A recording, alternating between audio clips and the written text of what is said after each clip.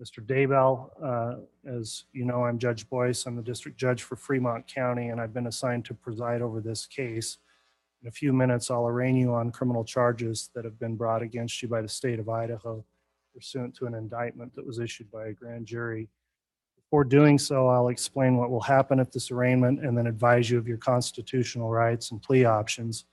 If at any time you need to communicate with Mr. Pryor in confidence, please advise me. We can arrange to have the two of you in a separate place outside the record of the court or anyone else and have a personal discussion if you require that during the time of this hearing. In this case, there was an indictment issued by the grand jury on May 25th, 2021, and that indictment sets forth the criminal charges that have been brought against you. The indictment's not evidence, rather it sets forth the criminal charges against you that would be prosecuted by the state of Idaho in this case. Mr. Pryor, have you received a copy of the indictment and reviewed that with your client, Mr. Daybell? Okay, thank you for that, Mr. Pryor. In a moment then, Mr. Daybell, I will advise you of the charges that are pending against you and explain the penalties associated with those charges. Next, I'll discuss, Mr. Pryor, your plea options and rights. The purpose of an arraignment is to have you enter a plea to the charges in the indictment. At the end of the arraignment, then you'll be asked to enter a plea. In that regard, you would have three options. Your first option is that you may enter a plea of not guilty to the charges. If you elect to plead not guilty, then a jury trial and a pretrial conference will be scheduled in this case.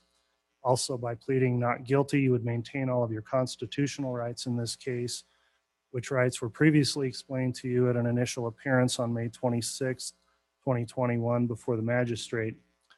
Among those rights, you have, I'll go through some of those. You have the right to be presumed innocent. The presumption of innocence is a real and important right which lies at the foundation of our criminal justice system. Therefore, unless you either plead guilty at a later date or the state proves the charges against you beyond a reasonable doubt at trial, the presumption of innocence remains in your case. You also have the right to a speedy and public trial by an impartial jury of your peers, as well as the right to see, hear, confront, and have your attorney question all witnesses who may be called to testify against you.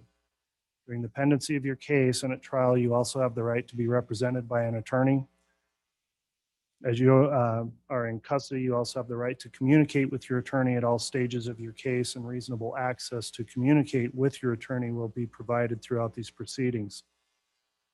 At your trial, you would have the right to present evidence in your defense and the right to the subpoena power of this court to compel the attendance of witnesses to testify on your behalf. And finally, if you plead not guilty, you will retain the right to remain silent and exercise the privilege against compulsory self-incrimination. This means that you cannot be required to testify against yourself. However, you may voluntarily take the witness stand at trial if you so choose, but you cannot be compelled to do so.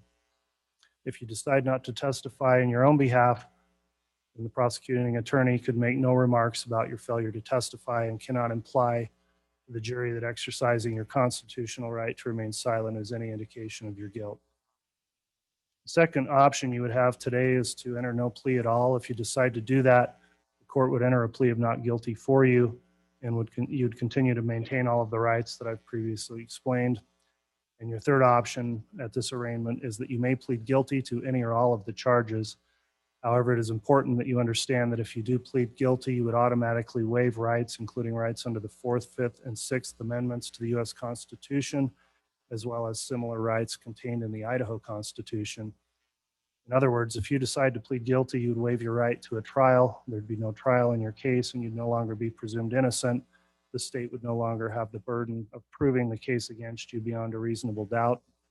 By pleading guilty, you would also give up your 6th Amendment right to confront your accusers and cross-examine any witnesses against you, and give up your right to offer evidence of your own behalf in response to the state's case against you.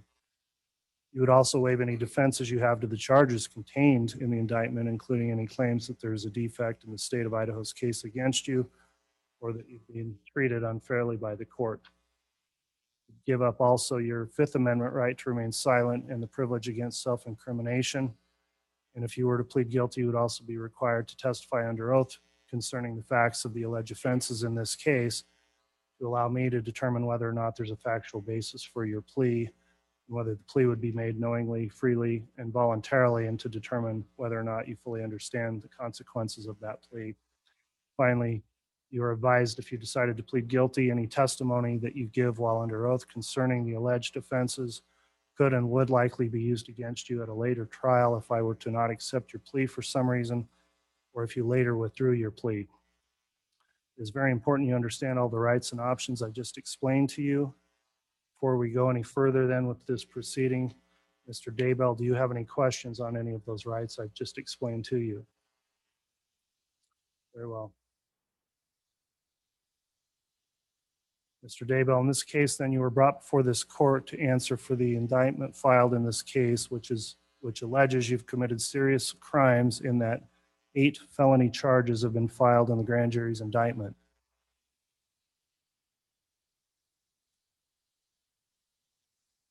In that indictment, let me ask you a question, Mr. Pryor, do you have that before you? Copy of the indictment? All right. Is the defendant's name, Mr. Daybell, spelled and listed correctly on that indictment on the caption? All right, thank you. At this time then, I will go through the charges that are listed in the indictment and the penalties for each charge. After doing that, then, Mr. Pryor, I'll ask your client how he pleads. So I'll read through the list of charges first, and then I'll ask for the plea after that.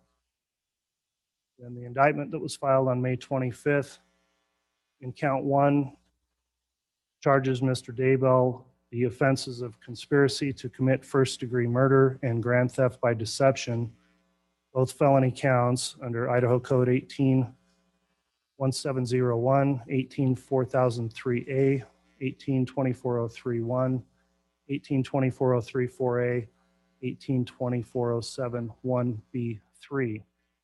The count in count 1 names Tylee Ryan as the victim on the murder charge, and that count carries a penalty on the murder charge of it is punishable by death or imprisonment for life, and it provides that if the death penalty is not pursued by the state, then the court shall impose a life sentence with a minimum period of incarceration of 10 years. The grand theft portion of that charge has a penalty of up to 14 years of prison and a fine of up to $5,000 and possible restitution. That's a summary of those charges, and you've waived the reading of the charges. So let me ask you on that count 1, Mr. Daybell, do you understand the charge and those possible penalties? Okay. The next count in the indictment is count 2. That is a count of first-degree murder under Idaho Code 18-4001, 18-4002, 18-4003, subsection A, and 18-4004. And that count names Tylee Ryan as the victim. The possible penalty or punishment for that count is by death or imprisonment for life. And if the death penalty is not pursued, then the court shall impose a life sentence with a minimum period of incarceration of 10 years. You understand that charge and the possible penalties?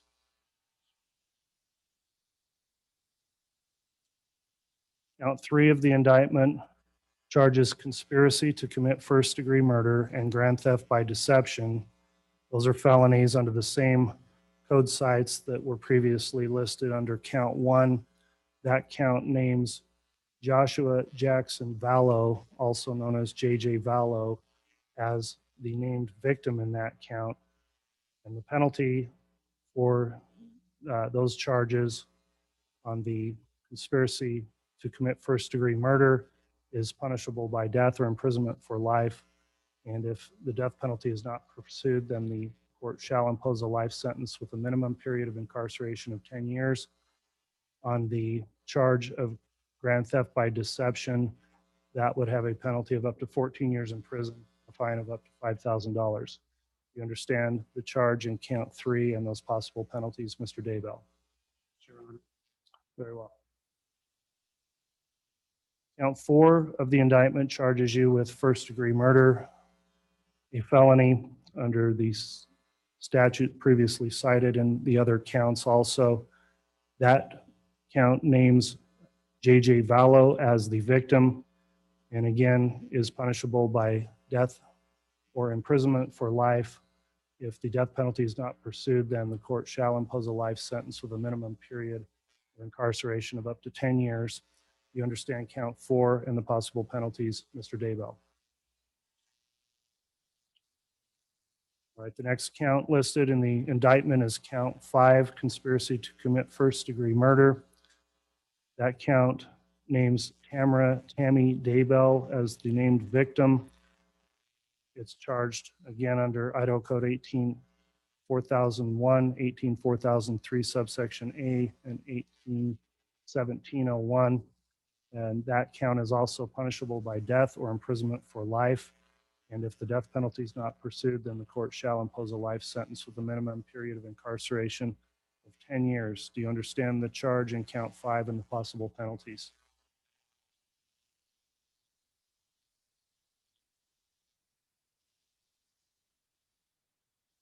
Count 6 of the indictment is a charge of first-degree murder. That names Tammy Daybell as the victim. It's charged under Idaho Code 18-4001, 18-204, and 18-4003, subsection A. That count also is punishable by death or imprisonment for life, provided that if the death penalty is not pursued, then the court shall impose a life sentence with a minimum period of incarceration of 10 years. Do you understand count 6 and those possible penalties, Mr. Daybell? All right, count 7 of the indictment is not a charge against you, it's a charge against a co-conspirator.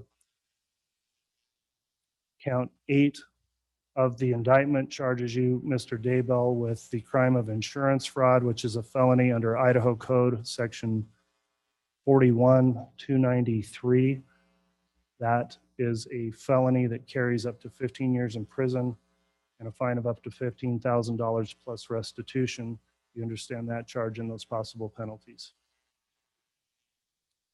All right, count 9 is also a charge of insurance fraud under that same statute. It carries the same penalty I just mentioned in count 8, which again is 15 years of prison and a $15,000 fine plus restitution. You understand that charge and those possible penalties? All right, that is a summary then of the charges that have been filed against you and the penalties. I would also note those penalties in each of the counts could be ordered to be served either concurrently, meaning running together, or consecutively. And so do you understand those charges could also run consecutively in those different counts, Mr. Daybell?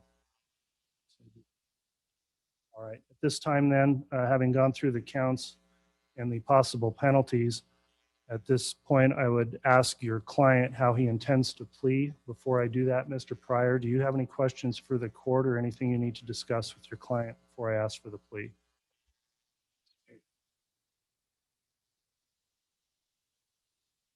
All right. Thank you, Mr. Pryor. I will go through them then individually again. On count 1 of the indictment, Mr. Daybell, how do you plead?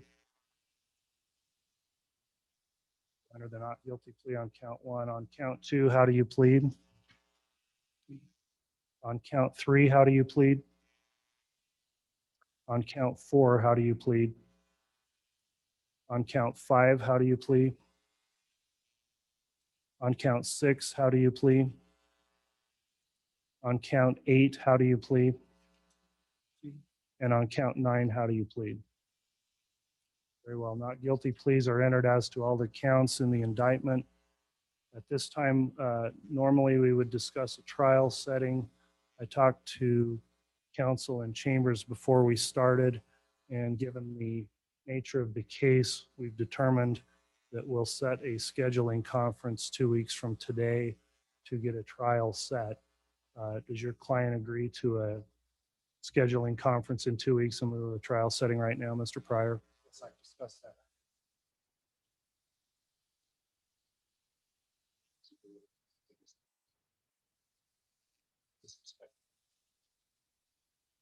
All right, very well. Do you understand then we'll set your trial in 2 weeks and we're doing that today, Mr. Daybell? Okay. So